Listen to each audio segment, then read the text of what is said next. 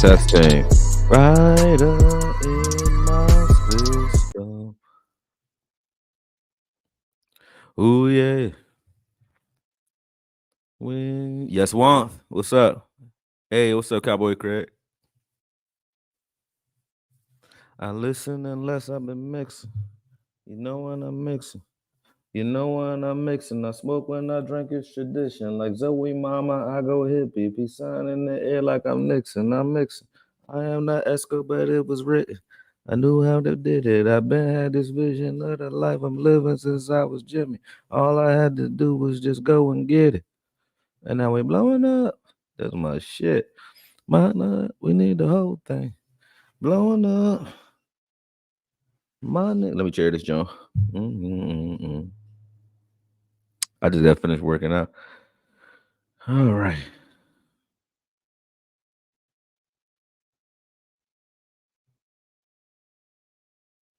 Okay. All right, let me turn this shit off. Those of you who up early, I'm gonna let a few of y'all join in, say what's up to some people. Mike Hayes, what up? We in here. What's good? He said that's a nice night drive song. Yeah, that's my shit. That's my little anthem right there, man. That's when you know you. That's the song you play when you know you about to hit the lottery, or you hit the lottery or something. You want to cry and shit to it or something. You know what I mean? You making some money. You know what I mean? You just bag that joint you thought you couldn't bag and shit. You know what I'm saying? That's when you do it. I ain't been listening to music like that though, probably because I'm a conspiracy theorist. I be thinking everybody drink a adrenochrome or some shit. So I was like, fuck y'all.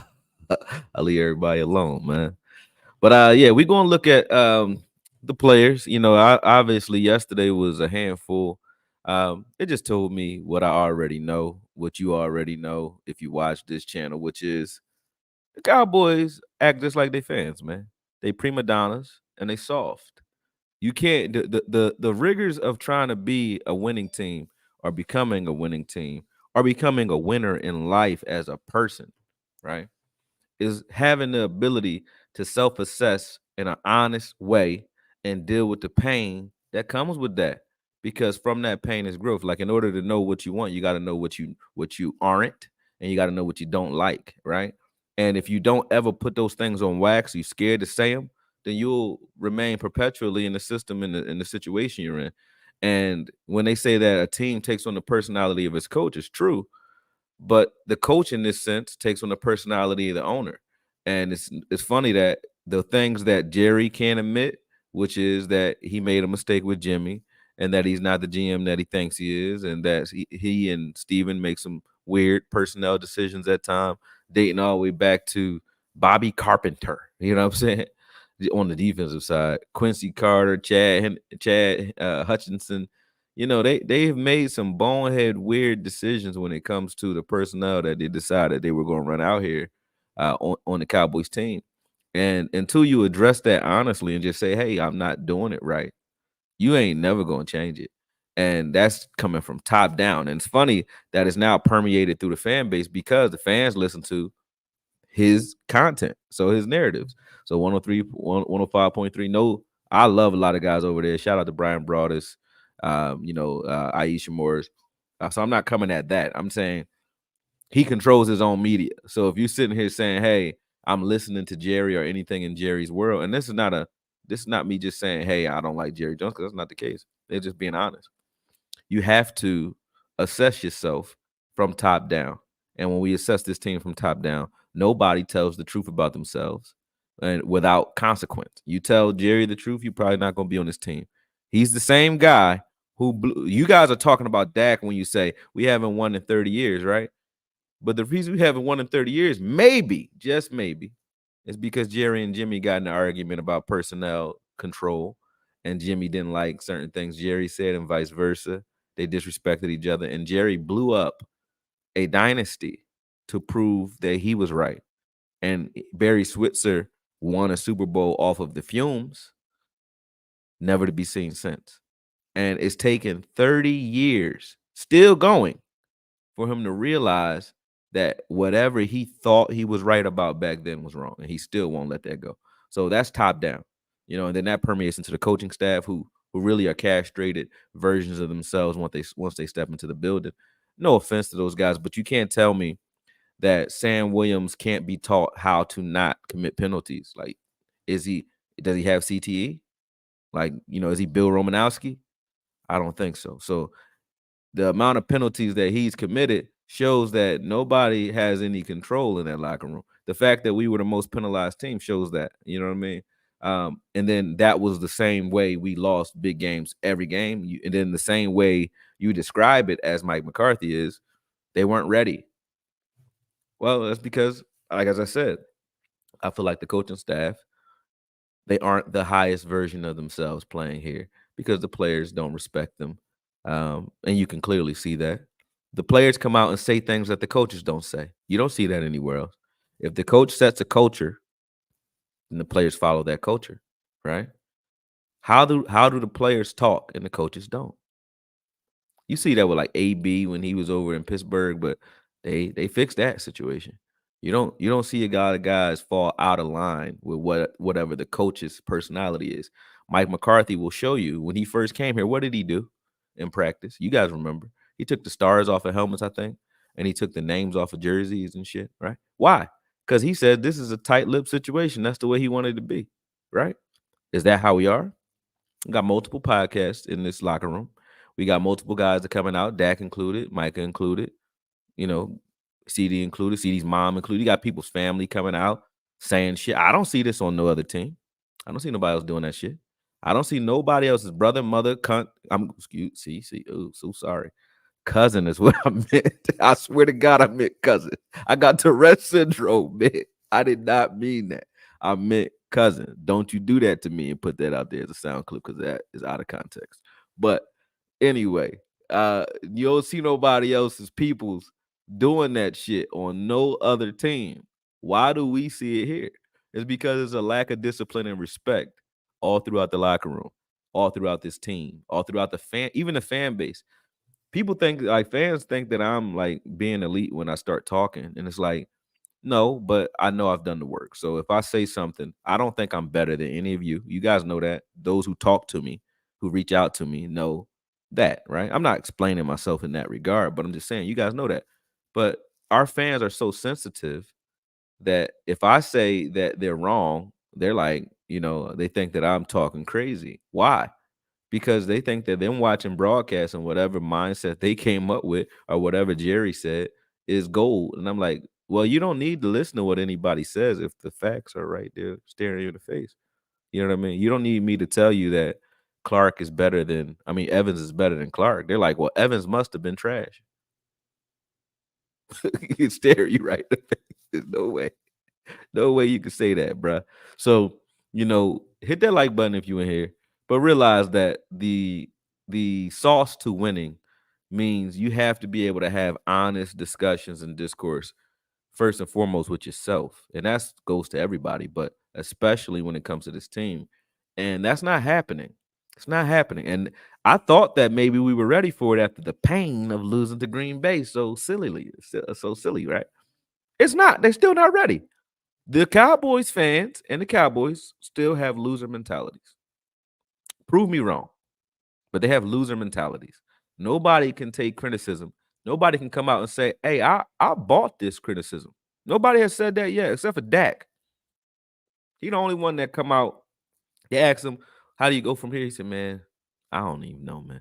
Like, Dak was accountable because he knows he put his foot in his mouth. But that's it. That's it. Everybody else is bussy, man. They really is. Like, they really act, the fans too, they act real soft, man. Real soft. It's a difference between, and I know I went over this yesterday, but I go over it again. There's a difference between hating and constructive criticism. You can't coach a person in this day and age if soon as you tell them they not what they think they are, you hating. How can you coach them? How can you get better? How can you speak to them if the only thing you can say is good things? I gotta say, Micah Parsons is the greatest thing ever, and it's everybody else. Well, what does that mean for everybody else? That's what I see people saying online. Like, they showed his pressures. They said, he's one of this is the list of people who have 100 pressures this year. Okay. He has 103 pressures, right? In his rookie year, guess what he had as far as pressures? He had 100 pressures his rookie year with half the rushes. So I said, well, why are you showing me this? Right? They're like, well, it obviously is everyone else. Give him some defensive tackles and some linebackers. He is the linebacker, but give him some defensive tackles and some linebackers and he'll ball. Okay. That's the problem. Yep. There's nothing to do with Micah. But then if we do it on the opposite side of the ball and we say, hey, CD Lamb, you got to get it together. You need to stop acting like a diva early in the season. Get it together. And then he does it again in the Green Bay game, but get it together. He got it together and he started balling, right? After the criticism. CD Lamb was accountable to a degree. He was. Because when he speaks, he says, yo, I was acting out of pocket. But the thing that his mom says lets me know the conversations you having at home. Because if CD coming home every day and saying, hey, mom, how you doing? Mom don't play football. So if he's saying, hey, mom, yeah, had a great practice with Dak. Dak is an elite quarterback. If he's saying that to his mom ain't saying Dak ain't it. If he's saying, hey, mom, my relationship with Dak is what I think is best for my career, because it is. I don't think his mom saying Dak ain't it. So that means you going home, CD, and you talking to your mama about Dak. That's what's happening. Now, y'all can say that's speculation, but it ain't, because don't nobody fall out of line like that, not only in the building, but also at home, unless it's allowed. It's allowed. If you walk in a room, if I'm talking to you and you talking to me about somebody I'm cool with, right? And you feel comfortable doing that, right? It's because you think that that's okay with me, right? If you do it publicly, you either don't respect me, you think I'm a nut, or you think it's okay with me. So that's how it happens. If I go out and my coach says, hey, I ain't talking to the media, because that's what Mike McCarthy do. Dan Quinn is real political. He say what he need to say, but he ain't tight-lipped too. But then the players come out and say, pour honey on me. Jerry Jones says, let's not kick the bear. Dak Prescott says, fuck you, Jerry. Kick the bear. What are we talking about in this organization? Everybody's just doing shit. Nobody is accountable for shit. Now, I said Dak held himself accountable for his missteps at the end of the year. I give him credit for that. I do. And he takes a lot of heat. And he takes a lot of heat off these other guys. Because we could talk about Dak in the Green Bay game, but we can also talk about CD Lamb. Because the two passes that Dak threw, some zingers, those were some Brett Favre type throws. They were hard throws. But they still touched your hands, bro. We ain't gonna deny that happened. We ain't gonna just act like because he threw bad passes, they didn't go through your hands. They went through your hands, So we're not just gonna act like he was doing dumb shit, and we ain't gonna act like you didn't bitch and moan, and then Dak targets you when he shouldn't have, and he threw a pick six. But we're gonna blame Dak for the pick six. We're not gonna blame you for opening your mouth and having the coaches have to have an intervention on the sideline. We're not gonna blame that on you, CD. We're gonna blame Dak, right? Everything is on Dak. We're gonna blame Dak. In the Miami game, we blame Hunter Lipke for fumbling. We ain't blame TP for being, hey, we ran Zeke out the building. All y'all who ran him out the building. First, this is the beginning. I'm gonna get into some film, but let me do my little diatribe or whatever the fuck you want to call this thing. Let me stop cursing so much, because I'm trying to get sponsors. I keep hitting my team up like, yo, get some sponsors, but sponsors watch this. I had somebody watch this. She said, well, I like what you do. You're very smart, very insightful, but you're a little, shout out to Danielle. She's like, you're a little colorful. Your content is a little colorful. I'm like, what does that mean? I curse a lot. But my bad, I'm speaking truly. There is no script. I don't sit down and write nothing. Everything you hear me saying is coming from here and here. That's it. And I don't even know where, because I don't know where it's coming from, but it's coming. And so excuse me if sometimes I misstep, because like I said, this I want to take Drake out here, man. There is no script. You know what I mean? I'm not reading a teleprompter. But with that said, back to my point, which is the accountability from TP for those who ran Zeke out the building. We ran Zeke out the building, remember? TP gave us lukewarm running capability all year. Bullshit running. And on that play, right before Hunter Lipke fumbled, nobody talks about the fact that TP had an easy touchdown. I didn't hear nobody talk about that. But they talk about Hunter. Hunter paid for that. You know what I'm saying? Everybody says, hey, Dak can't win a big game. Nobody talk about Chuma Idoga or whatever you say his name is. Just leaving Chubb twice free to knock your quarterback's head off. Twice. I mean, they talk about it. I talked about it. People have talked about it, but they still gonna blame Dak. They still gonna blame you. Still your fault. You know what I'm saying? I'm rewatching The Sopranos right now, man, and it's sort of the same. Like I watch how Tony Soprano, man, he got the weight of the world on his shoulders. You know, he bodying people, can't tell nobody. His wife asking him where you been. She think he running around with a chick all night. He like, I just caught 2 bodies last night, man. You know, sister kills somebody, bury her fiance. You know, he can't tell nobody. Now his sister's, fiance's people's trying to fight him. And he like, I can't even snitch on my sister, man. He wearing all that, he carrying all that. And guess who get the blame? Tony. You feel bad for Tony. Like, you wonder why the dude needed therapy in the first place, right? Sopranos a great show. Same instance for Dak, though. No matter what the defense does, it's gonna be Dak. No matter what the offense does, it's gonna be Dak. And if you say, hey, this is the Cowboys and this heavy is the crown, I'm okay with that. But I pass that crown around for everybody who open their mouth. Now, you notice, I ain't said shit about D-Law. Why? D-Law talk, but he talk on the field in big games. He step up, do his thing. So he can talk a little bit. I don't say nothing about D-Law because he talk, then he walk. So I don't say nothing. Anybody else want to talk? Curse be talking a lot too, but I'm like, Curse, you talk, but you don't always walk. So I'm going to talk about you. See what I'm saying? Now, you got guys like Parsons who talk a lot, but don't walk when it counts. So if it count on offense, it got to count on defense.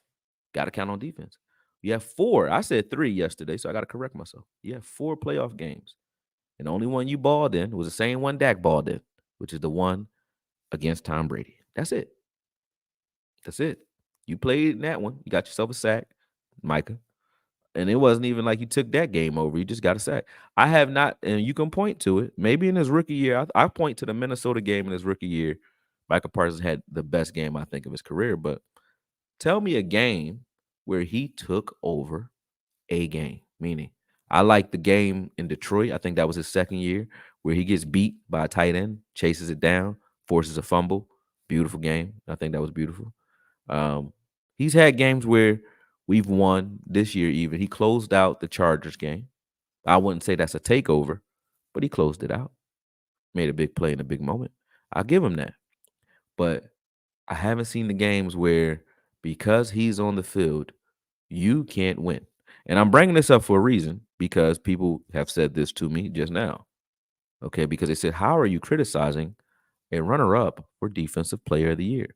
And I would argue he can't possibly be the Defensive Player of the Year because even on this team, Bland is that. Bland has done something that you don't see ever. I've never seen that before. Nobody has. But even with Bland and Micah, to me, a Defensive Player of the Year is not just a guy, and this is where they're confused. They watch too much Madden because this young generation don't know no better. It ain't the guy, because to me, the defensive player on this team ain't even Micah Parsons, to be honest with you. The guy who I look for in big moments to change the tide and change the tone has been D-Law. For real, when you really count. I'm talking about in big games. I ain't talking about just sacks and pressure. I mean, like, you need some gritty shit like that Detroit game where he ran through 3 people and forced a fumble. Yep, that type of shit. See what I'm saying? Like, he does that all the time, right? He is the tone setter on that defense. Now, is he the Defensive Player of the Year, though? No, not even close. Because the Defensive Player of the Year changes not only gets stats, but changes the team or the game. So LT changed the game. But you have guys that change their team, and if he wasn't playing today, we wouldn't win today. we wouldn't win at all. Maybe Ray Lewis did that a lot. You know what I'm saying? Aaron Donald has been that, where it's like if he ain't on the field, the Rams is Aaron Donald and a bunch of guys most of the time. You know what I'm saying? So those are the guys to me that are players of the year. It's not just the guy who got the most egregious stats, because I would argue that Bland has had a crazy year, right? But I also would argue Bland is benefiting from the fact that Michael Parsons is pass rushing and forcing the ball out of the hands of quarterbacks sometimes, and maybe Bland gets some opportunities that he probably wouldn't get other places. So I don't take that and say Bland is just a shutdown corner either.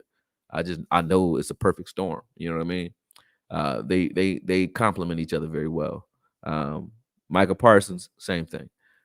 He's a generational talent, but he hasn't become the defensive player of the year yet. So even if you say he's a runner-up, he will forever be a runner-up until he steps up and starts to make plays in big games. That's the truth. He ain't gonna get it this year. Bland probably don't get it either, because you got to change not only the stat line but the game to do that. So they're not defensive players of the year, in my humble. I don't think it's even a humble opinion. It's just the truth. That's a fact. They're not. Okay. Now, so now that we said that, where do we go from here? We know where we are. If they admit what they are and where they are, maybe we can grow. If they do that in the locker room, they admit that they soft as baby shit, excuse my French, but they are. If they admit that and they start to buckle down, they have the potential to play well. And I already mentioned D-Law. I talk about D-Law all the time, so I won't spend too much time talking about him here. We don't need to. We know that's a known commodity. One that no one talks about, that hasn't gotten a lot of attention, who is of that D-Law ilk, is Chauncey. Chauncey don't get a lot of love. So he the first person, excuse me, that I'm gonna look at. Okay, but he don't get a lot of love, and I don't know why. But Chauncey that boy, Chauncey that boy. Now let me go over to his film real quick and pull it up. Give me a second, because things take time. Things take time. Boom.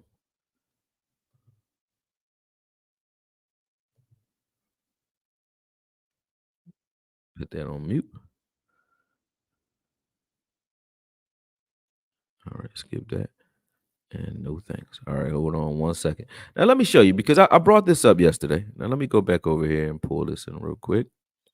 I brought this up yesterday because people telling me we are the Cowboys. I don't always say we when it comes to the Cowboys. When I'm mad at them, I say the Cowboys. When we cool is we. You know what I mean? You know how your wife do you. You know what I mean? She be making plans for herself when she don't like your ass. But here we go. Let's press play. Boom. We keep saying we don't got a 314. I'm like, hey, yes, we do. Now, Chauncey's number 57. Now, this is him in Iowa. He doing the same things he does right now. And he's a guy that, to me, now he's like D-Law. He has some pass rush capability, but his strength is in his sheer violence, his leverage, and his run stopping capability. He has a nose for stopping the run. You're not running at Chauncey. You're not running at Chauncey. And he's a guy that, if I'm saying who comes back and who can walk the plank, Chauncey needs to be built around. I think Chauncey needs a bigger role, due to the fact that he's grown into his full size, I think. And now that he's pushing that 300-pound limit, I think using him as a four tech, to be honest, would be ideal. But if you put him, this is Pernell McPhee, this is who I compare him and D-Law to, one of the best run stopping defensive ends, I think, in of recent years anyway. He's one of the best I've seen. You know what I mean? Chauncey's like that. Pernell McPhee, I think, retired, but this is film of him. So when you see the Baltimore film, that's Pernell McPhee you're looking at. But when you look at guys like Chauncey, you don't see them come around that often. And I think both him and D-Law allow us to play 3-4 in a way that that mans the line of scrimmage with only three people. Because if you give him a nose tackle, so whether that's Hankins, or you give Mozzie some peanut butter and he gets back to 340, he could play nose tackle. And if you have Chauncey, Mozzie, or Hankins in the middle at nose tackle, and then opposite side that D-Law, or opposite side of that, Osa with D-Law standing up. You have yourself a formidable front right there. And then if you add Micah to that mix, or Sam Williams and Micah at middle linebacker, that is most of your front seven right there, minus one linebacker. That's right now you have that. So for people who say we can't run 3-4, I just told you a 3-4 starting lineup that is better than most of the things we run out right now. You know what I mean? So um, also pay attention to the fact that in this film, you'll see how Baltimore does it and how Iowa did it. They tilt you. Pause right here. Let me pause real quick. Can I pause from here? I can't pause from here. I gotta go over to YouTube to pause. But you see how they're shifted everything away from McPhee? McPhee's by itself over there. I'm gonna go back to the screen though, so you guys can see it again. Let me go back to that. They do this with Chauncey too, and you could do this with D Law, meaning the entire defense the numbers are over here. So over to your left, right? To your left, the numbers are there. You got 4 players there. You got 3 on the side where McPhee is. And then watch how they pursue. Nobody over pursues and tries to get into the C gap. Everybody stays sort of inside because they know that they have an anchor in McPhee. They trust his anchoring ability the way we trust D-Laws. And if you had D-Law opposite side, a Chauncey, you can't run to either side. You have to stay in the middle of the field because both of those guys are anchors. Now you see what McPhee is doing over there? There is no running out there. See? There's no running out there. You got to cut that inside or you're going to come over here and get killed. You got to force teams to run at your teeth, at your strength. Now you see the same thing goes for Chauncey. See the spacing here? Everything is shifted away from Chauncey, right? Meaning they're daring that back, and this helps out everybody else. They're daring this back to run opposite Chauncey. Okay. Meaning, if you run at Chauncey, they trust that Chauncey can take these 3 guys by himself, pause. But they trust that he can, right? And they say, well, we're going to give everybody else help. And that's what you see here. Okay. So these are the things that Chauncey can do. And if you put him opposite side of D Law, and you see that there, see how quick he killed this guy? But if you put him opposite side of D Law, then you're creating a kill zone in the middle of the field for who? Maybe Micah. I don't know if he's a middle linebacker. You know, somebody told me he's a defensive end. Pray tell. Let's go back to this play again. I like this play. Watch this. These are the things that you don't get to see unless you're a psycho. Watch Chauncey over here. Okay. Watch Chauncey right here. Boom. Watch him kill that side of the field. You got to cut that inside. See what I'm saying? He is an island by himself. By himself. You see where everybody shifted again? Away from him. He's over there by himself. So him and D Law, opposite sides of the field, amazing. But I don't think in a 4-3 that works because you need a pass rusher on the edge somewhere. So you would have to use a 3-4 so that Chauncey can be a 4-tech, which I think is best for him. And I think D Law plays 4-tech better than he plays edge as well. I think D Law would get more sacks from 4-tech, and so would Osa, and so would Chauncey. If they had 2 pass rushers outside of them, they would kill. There's Chauncey again at the 4-tech, and you can see what I mean. So there's plenty that we can do with the team that we have. Look at Pernell McPhee. That's beautiful shit. Him and D-Law wore number 90 for a reason. That's some beautiful shit right there, man. You don't see that every day. You don't see that every day. He was a chess piece for every team that he played for, and he didn't get the respect he deserved. I think D-Law is one of those guys as well that don't get the respect they deserve. And as I just said, Chauncey, when I watch Chauncey's film, and I put this film up because this is a full breakdown of Chauncey.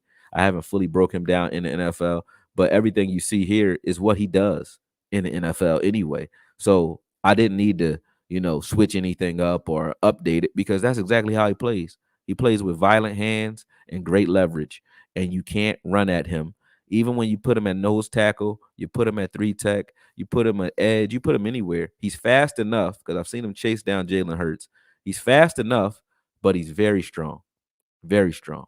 And he makes it so that you can tilt your defense away from him and have great success. Look at this. Look at this. Taking out 2 guys so that those guys can run free to the ball, right? Those are the things that we need to build around on this team. And as I said, if we run in 3-4, you have a starting lineup minus 1 linebacker. And even if you said, hey, Overshaw's coming back next year and we're going to start him, next to Micah in the middle, you got yourself a starting line right there. Even though I don't think Overshawn should start next year, but even if he did with the bum knee, um, I think him next to Micah, you could still get some things done. So that's a starting seven right there, and then our secondary is pretty good. So Chauncey is a centerpiece because one, he's sturdy, two, he's a run stopper. You see the effects he's having on the game here, and three, um, he allows us to fully transition into a 3-4. Okay, now everybody loves Osa because Osa gets the sacks. Nobody pays attention to Chauncey because he doesn't start and he doesn't play as much. But when he's in, this is what I see on film, and I'm like, this is what I covet because Chauncey crawls so Osa could run. You know what I mean? Look at McPhee, man. McPhee is one of those guys. If you haven't heard of him, you would be in for a treat. Like this is how much film. Like I said, I watch a lot of film, but there's players that I've even forgotten about, and he was one of them. Man, McPhee was one of my favorites. One of my favorites. Yeah.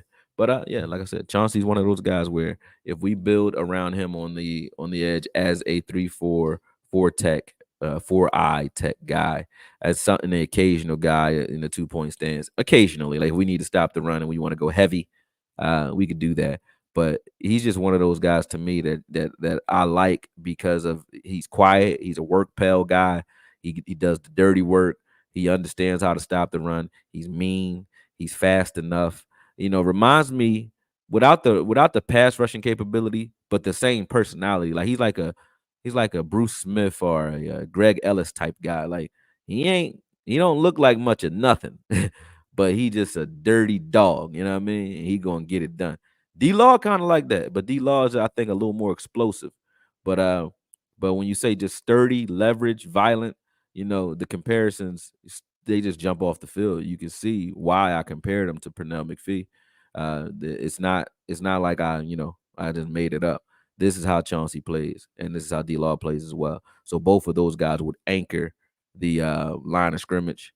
They would control the line of scrimmage and allow guys like Osa and Micah to just run free and do the athletic stuff we want them doing. We don't need them. So we don't need Micah soaking up double teams. You know what I'm saying?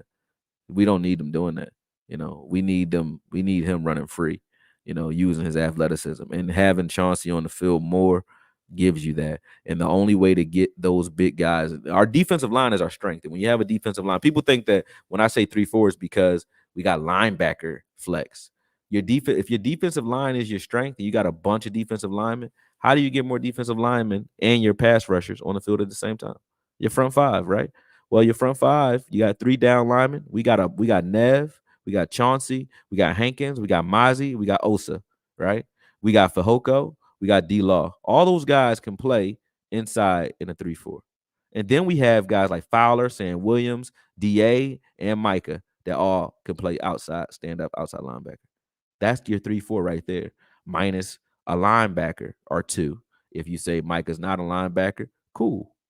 He could play outside linebacker in that, and then go get you 2 linebackers. If you say Micah can play linebacker, cool. He's your linebacker in your base formation, and then you go get you one more in the draft, and you're good to go to start the season. We got plenty of safeties. We got plenty of corners. The question next will be, is Gilly or should we bring Gilly back? I'd say yeah if he wants to come back. But outside of that, that's your base right there. We don't have much outside of that we would need if we did that. If we transition to a 3-4. Now in a 4-3, we need a bunch of linebackers. In a 4-3, if we run 4-3, because a 4-3 linebacker is different than a 3-4 linebacker. 4-3 linebackers are more off ball. They're more playing going backwards, sideline to sideline. Whereas in 3-4, they're more zone guys, and they're blitzing more often because 3-4 is very good for zone blitzing and basically attacking the line of scrimmage with your front seven and never having to load the box. So, it depends on what Dan Quinn decides to run as his base, and that's if we get Dan Quinn back. If we don't, I think the scheme of choice should be 3-4. And as I said, you can see exactly why I say that. You see exactly why I say that, exactly why I compared him to McPhee. It's only a couple of more clips here. But look at Chauncey, man. Look at that guy. Look at him. Play for play. Play for play. Come on, man. Forcing interceptions, all kinds of shit. Look at McPhee, man. Look at McPhee. forcing interceptions, all kinds of shit, man. You know what I mean, I just do what I do. I don't know. I'm just a guy. But yeah, that's Chauncey. He said DQ will be back in Dallas. I agree. I don't think anybody wants DQ after what he put out there. That's the thing. For him to get out of here, he needs to be a lot more successful. But then him being successful means he stays. There's nothing new on DQ. Let's see. Let me read what you guys are saying because I was gone for a minute. Now I'm back. Lunar Love, what's good? What's good? She said, morning, Akoye. Morning. Morning. What's up, Agent 9? What's good? Y'all was showing love on Twitter. A lot of y'all was trying to rescue me on Twitter, man. Oh man. It was bad. It got bad. It got ugly. It got ugly. Teams like to put guys at the 4 eye rather than head up at the 4 is better with the shade. Yeah, I mean, it don't matter. You know, 4 eye is just basically you're standing slightly inside. That's all. It don't matter. You shade the inside of the tackle shoulder versus standing right up over him. If you have a prolific defensive end and our outside linebacker like Parsons, though, you don't want the 4 eye, in my opinion. You want 4 because if you're 4 and you head up with that tackle, then now once you engage that tackle, he's gonna push you. He has to funnel you back to eye, back inside to the guard. And when he does that, that outside linebacker, if he's spread wide and wide 9 or a little wider, a wide set, that that left tackle does not have time to kick out and get there. So that stresses him out and it creates a two-way go where now you can create those spin moves or those inside moves for Micah or for whoever's pass rushing.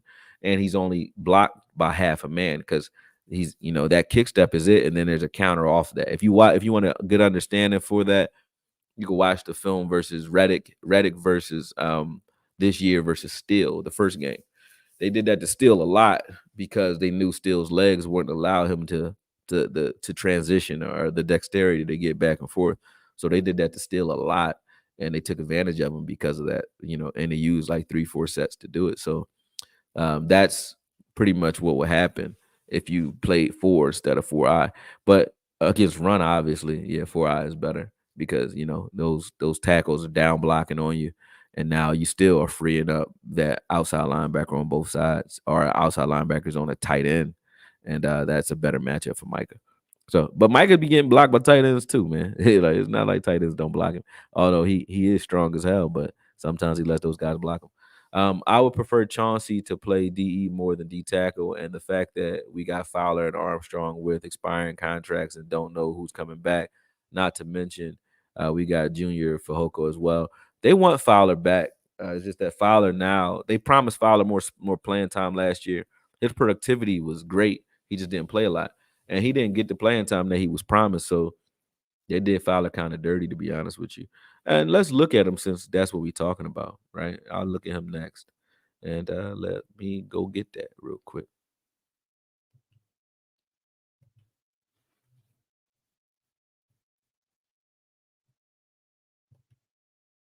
Boom. Boom. All right. Let me blow that up. Oh, escape. Hold on. Come get that. And present. Screen. Fowler.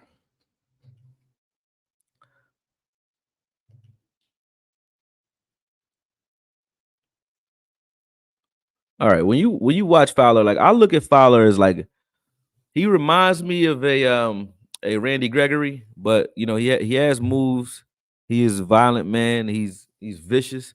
And to me, he's better suited for 3-4 as well because of his athleticism. Like Fowler can do more than just get upfield and pass rush. But I love the way Fowler plays. If you look back here, all the way back there, you see Fowler back here trailing this play. The reason I put this play up first last year, I think it was last year, is because Fowler's a psycho. He's a psycho. And I don't know if you watched it this year. Every time Fowler hit something, he was hurting it. Like he was hurting quarterbacks. He was hurting everybody. Him and D Law was just catching bodies, man. Why is it not playing though? What's going on here? Oh, there we go.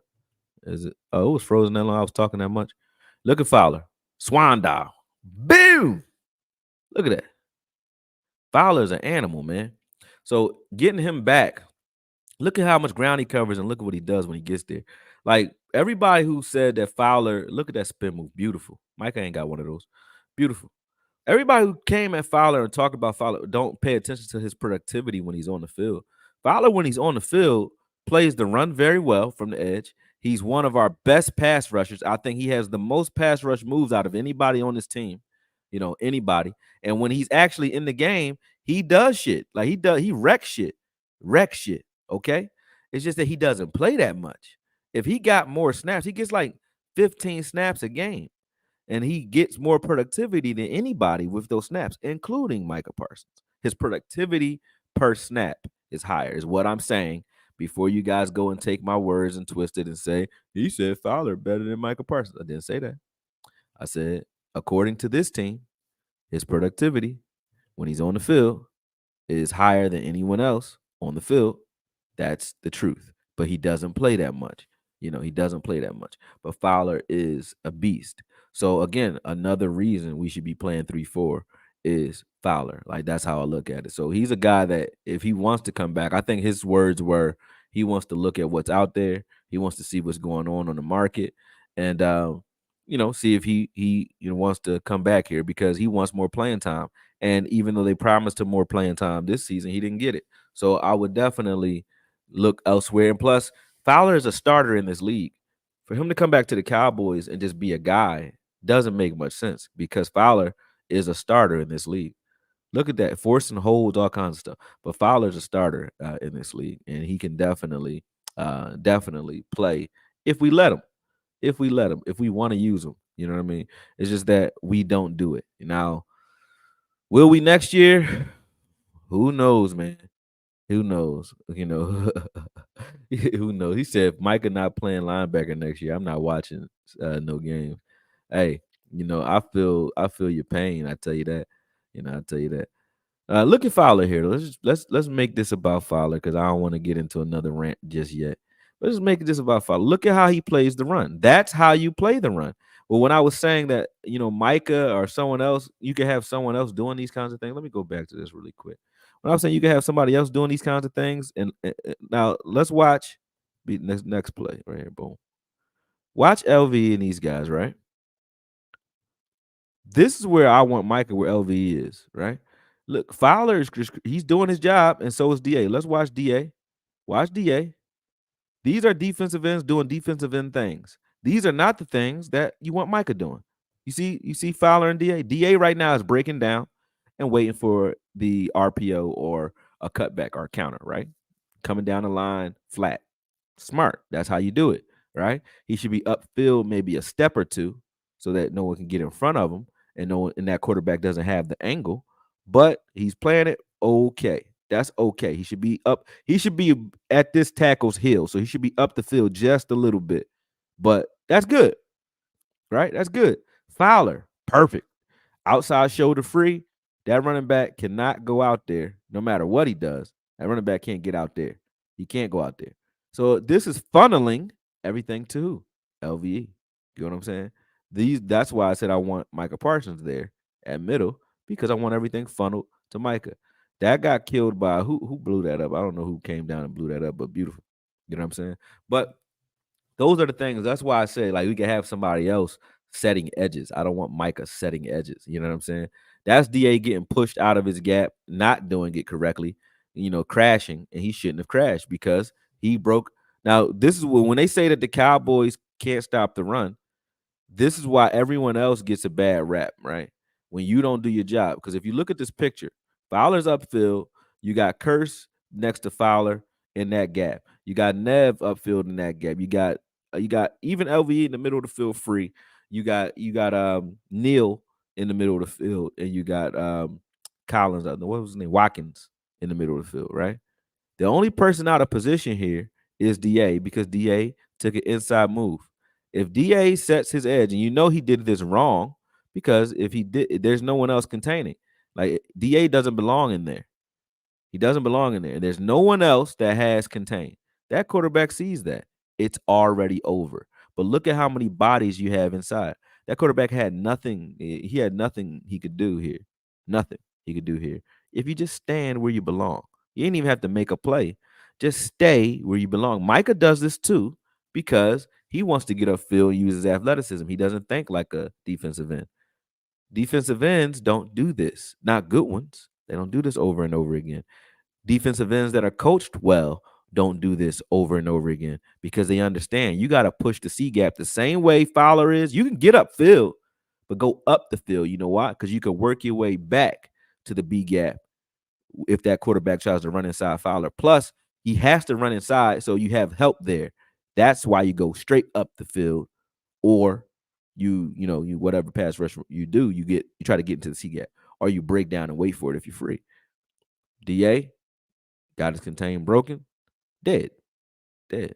Fields killed him. So these are the things that happen when you say, hey, the defense can't stop the run, or you need better defensive tackles. What the hell can a defensive tackle do if you're not setting the edge? Now here Fowler does it wrong, right? He spins inside, right? But you know why you can tell they communicated this? Because where's LVE? LVE replaced that gap, and you see Neil flowing over there as well. So that was a designed inside move. Boom. Spent inside, still got beat because Neil got pushed out of his gap because he's not a linebacker. Oh, that wasn't even Neil. That was Barr. Damn, Barr. You supposed to be, you're better than that. You're better than that. Look at this combo. See, these is what defensive tackles do, right? Now, contain. Now, Mike is going to contain on this play, I believe. Let's see. Those guys are destroying the A gap though. Both Nev and Carlos Watkins. I like Watkins when he was here. He kept LVE clean, so LVE could do his thing. Boom. Yeah, but that should be Parsons right there. I'm gonna say that again. You know what I mean? But anyway, we just looked at Fowler. Fowler can stay. That's just my opinion. Fowler's a guy that you want to keep around because of his pass rushing ability. I think he's our best pass rusher right now as far as moves and IQ, pass rushing IQ is concerned. Parsons is the best pass rushing talent, obviously, because it's skill versus talent. Like skill is refined, right? And I think that Fowler has more skill, has a higher skill set, he has more moves. But obviously Parsons is more talented, right? Um, who can you replace Fowler with on this team will probably be Sam Williams. They want to see what Sam Williams can do. Um, is Sam Williams a worthy replacement? I don't think so. But he probably is going to be his replacement if Fowler decides to walk away. Sam Williams has to mature, no different than a lot of other guys on this team. But yeah, with that said, the reason here's another one because we talking about 3-4, right? I said this and I meant it. No one talks about this though, but Sam Williams is another guy who could play 3-4 defensive end very well, very well.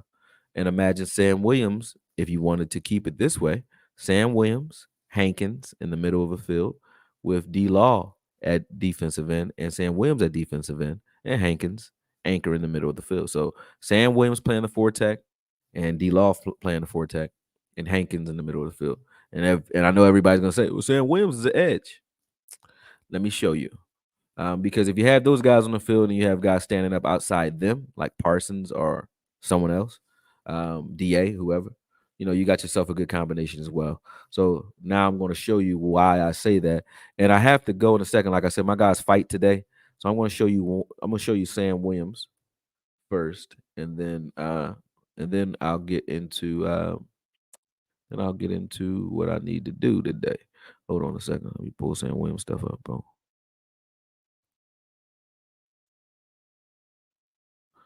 This guy is more amazing than we've given him credit for as well. But we don't use him, again, quite right. Sam Williams, this is Sam. Sam Williams, not only is he huge, so he's what, 6'3, 270, right? But nobody talks.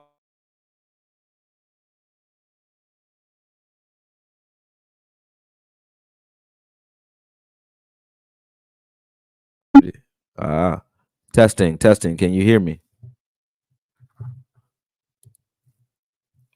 You guys good? You can hear me? Thumbs up? Testing.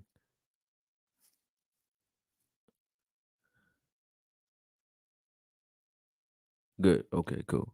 Let me go back to that screen. Audio is good. All right. So Sam Williams, nobody talks about the fact that Sam Williams did what he did in Ole Miss.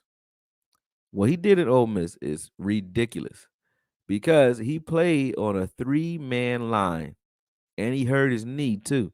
But he played on a three-man line and was killing on a three-man line. My comparison when he was coming out was Micah Parsons. You know why? Sam Williams is 270. He looks like Micah a little bit, but he's 270 and runs a 4.4. He's faster than Sauce Gardner. That also was amazing to me that a guy that big could run that fast. You know what I mean? And just to show you that he really is faster than Sauce Gardner, I put it in there. He ran a 4.5. Look at Sauce. He ran a 4.5. Sauce ran a 4.5. Think about that. Yeah, think about how big he is and how fast he runs, and then how strong he is as well, and where he played. He's a special player that can play again, just like Parsons. He can play up and down the defensive line, and even some stand up stuff that you ask him to do because he's really that fast, right? He could do things that other guys on this team can't do. So when he said, "Take me, let me out the cage," that's why. But look at him. They played a 3-3-5. There's only three men rushing here, okay? In Ole Miss. Only three. It's not like they blitzed a lot. He was getting sacks and pressures, and it's only three of them. That is not normal. That's not normal, okay? So he can play 3-4 defensive end if he wants to, because he's done it. This is all he did in college. He can play it with no outside linebackers. He was the pass rusher on a three-man line. That he had 11 and a half sacks that year with a three-man line. Okay. I got to keep saying this. You don't see blitzes in this film. There's not a lot of blitzes here. Okay. It's just him. Three-man line. Three-man line. Sam Williams is a problem that doesn't get to play and is not being properly coached, or he doesn't have any, there's no one that's like taking the reins and calming him down. Because if you take a Sam Williams under your wing and you rededicate him to football, and get him dedicated to football, Sam Williams can't be fucked with. You can't. People forget this.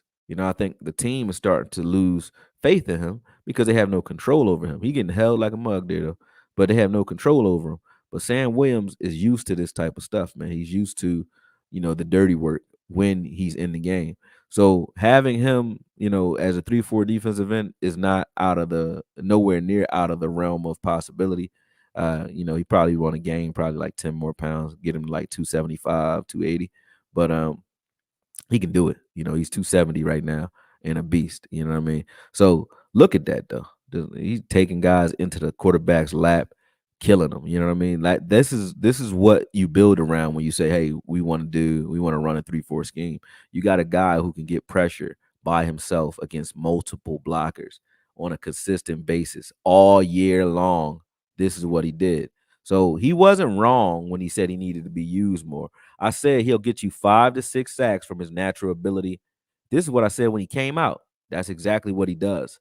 He's getting you that now with not much playing time. He can get you 5, 6 sacks with not much playing time.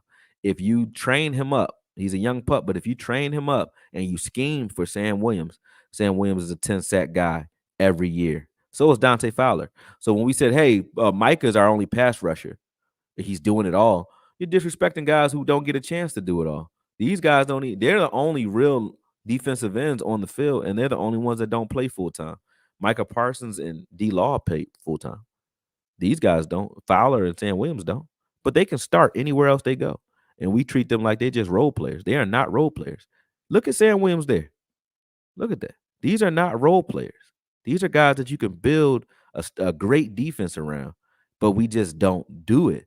We don't do it. We let them just sit on the shelf, and then when it's their time to play, they don't know anything because you haven't given them the reps to do anything. I think Sam Williams, a lot of people call him a bust, but Sam Williams is not a bust. He's a guy he's still just as raw as he was when he came out because nobody's teaching him anything. Nobody's teaching them anything. People got to talk about that. Look at the mismanagement of our first round picks. Mozzie, Sam. Sam's a first round talent, even though he's the beginning of the second round. That's still a first round pick to me. But he's not being tutored. Mozzie either. How do you take Mozzie and screw that up? How do you watch what Mozzie did on film and screw that up? Even though he wasn't a pass rusher on film, you trying to make him a pass rusher? He's a wall. Let him be a wall. And then worry about pass rush later. Or let quarterbacks try to step up in the A gap and run into him. Let him do that. Why would you have him lose weight? That was crazy to me. Why would you take Sam Williams and say, you know what you do with the bad kid in the bad class? That's what you do with Sam Williams. I was one of them kids that I was just like, I had an active mind and I fought a lot, right? You know what you do with that kid? You do what Mr. Onesi did with me. Shout out to Mr. Onesi, my fifth grade teacher. He put me in the class right next to his desk. And he gave me shit to do. He made me like the assistant. Gave me a bunch of shit to do. You know what that did for me? Kept me busy. Sam Williams is a guy you keep busy. You get him with a guy that's going to keep him in the film room. You keep him busy. You give him somebody he respects, like a D-Law, somebody like that, and you keep him busy. You keep him on the field so he's playing and he's happy. And then he's not. Idle mind is a devil's playground. So he's happy. He won't screw that up, in my opinion. If you just have him playing ball, that's what he needs to be doing. But look at these sets. Like, these are 3-man sets. He's used to dealing with double teams. So when I say things, people think that I'm just talking, but they forget how much that we've watched of these players. I've watched every player since college, every last one of them that's on this team. I know what they're capable of. So when I see us not using them in that way, it pisses me off because I know what they're capable of. Like, I scouted them, I know. Look at that. That's a double team. Again, this is all he does is deal with double team. So if you help him, that's what I said. The scheme, if our scheme helped him get more one-on-ones, you can't deal with Sam Williams consistently in a one-on-one if this is what he's used to dealing with. He's used to double teams. Every time he gets got a one-on-one look or a one-on-one opportunity due to the set, he usually wins quick. His problem is the same problem Micah Parsons has, though. His feet get his body there quicker than his hands do. His hands should meet these guys. If he learned to just reach out and touch somebody, he would be far better far sooner. And I think that's the only knock I have on his game then, and that's the knock I have on his game now, outside of the off-field stuff and some of the young, immature things that he does. But as far as a player is concerned, he's something that you can definitely use and build around. If you see, just watching this film, just seeing how strong he is. And I didn't just put his sacks in. I don't want to make it a highlight. I don't do highlight videos. I break down the good, the bad, and the ugly. As you see, that was ugly right there. That's from not using your hands. So I'll break down the good, the bad, and the ugly. These are holds too, right? You see how you guys always scream, but we're being held. You could say that those are holds, right? But how is it happening? It's happening because he's not doing that right there. Use your hands, and they can't hold you like that. See? When he uses his hands, you can't do jack shit with him. When he doesn't use his hands, you can get into his frame and you can grab him. That's Micah and that's Sam. That happens to both of them for that reason. Okay. So if you keep saying like these guys are being held, they're going to be, they can't call holding possibly as much as holding happens, because holding does happen on every play. But the difference is with Micah and those guys, you get upset because they are fast and they look like they won. But if you look at a defensive end, anybody who played offensive line or played defense and watches how offensive line plays, they're allowed to grab the inside of your jersey, the inside of your shoulder pads, like the inside. They can't have their hands outside. So if they grab your jersey, but they're grabbing the chest area because you gave them an open chest target, that's your fault for being held, bro. You gave it to them. And they are going to hold that. And when you go to change directions, they're supposed to let that go. And sometimes they don't. And you see, that's what you'll see on film. You'll be like, oh, they're holding. They are. But they're always doing that. But you're not supposed to give them that. That's the point. That's the point. Whenever Sam did that, he had the same problem. Micah's going to have that same problem until he learns how to use his hands. Um, um, uh, LVE has the same problem because he doesn't use his hands. So that's why I said coaching is an issue, because none of these guys have improved upon this because they still don't use their hands. So coaching is about not just about scheme, but also development of talent. And Micah hasn't developed. Sam Williams hasn't developed. LVE hasn't developed. These guys are not developing. They play just like they played when I looked at their college film. Chauncey hasn't developed. You know what I'm saying? There's very few people on the team. We're just a bunch of athletes that are out here put together in an ensemble cast that plays well, but they're not developing them into tools that they can use to their strength. We're not doing that. We're not doing that, as you can see. But you know, there's Sam's ability to chase shit down too. Like this, he's just a problem. You're forced to be reckoned with. Look at that. That's that 4.45 speed, 4.4 speed right there. That's craziness, man. You can use that. And the guy that plays down and four tech running that fast, but you can see how easy he is anchoring down as a four tech. So, don't tell me we can't run 3-4 and we have multiple fronts to do it with. We can even run 3-4 and have four pass rushers on the field at one time with D Law at four tech, Sam Williams at four tech, and then Micah outside with a Fowler outside and with one nose tackle and still stop the run and wreak havoc on a quarterback because all those guys can pass rush from there. So there's so many things you can do with this scheme and with this personnel that we don't do, that we don't even try. It's crazy. There goes Sam Williams getting pushed out of there that time. Let's see him. Let's watch him. Let's see what he does with this tight end. Get him out of here. Get him out of here. Get Yo, this boy vicious, man. I love it. I love it. But yeah, man. That's Sam Williams for you. Man, that was funny. That was funny. Yeah. That's Sam Williams for you. Let me see what you guys are saying, and then I'm gonna jump off here because I got things to do. This is a deep day, but I wanted to, jump on real quick and give you a quick breakdown of a few players, talking about like who we can build around moving forward, and what are some of the things we can do. I'm a solution oriented person, even when I rant. So when I'm ranting because I can see what we can do and what we should be doing in regards to what these guys' skill sets are. And when I don't see us using those guys that way, of course, I'm gonna say something. Of course, I'm gonna be mad. Again, like I said, there's no way you watch Micah Parsons' film and say defensive end only. Like, no way you watch that. No way you watch Sam Williams, what we just watched, and say, hey, you know what we need to do with this guy? Sit him on the bench. No way. No way you watch Chauncey and Chauncey doesn't start anywhere. You know what I mean? Because of who? Osa? Osa's a better pass rusher than Chauncey. But who do offenses not want to see? They don't mind Osa. They'll double team Osa, get him out of here. They don't want to see no Chauncey on the field, and they don't want to see D-Law on the field. You damn sure don't want to see Sam Williams on the field.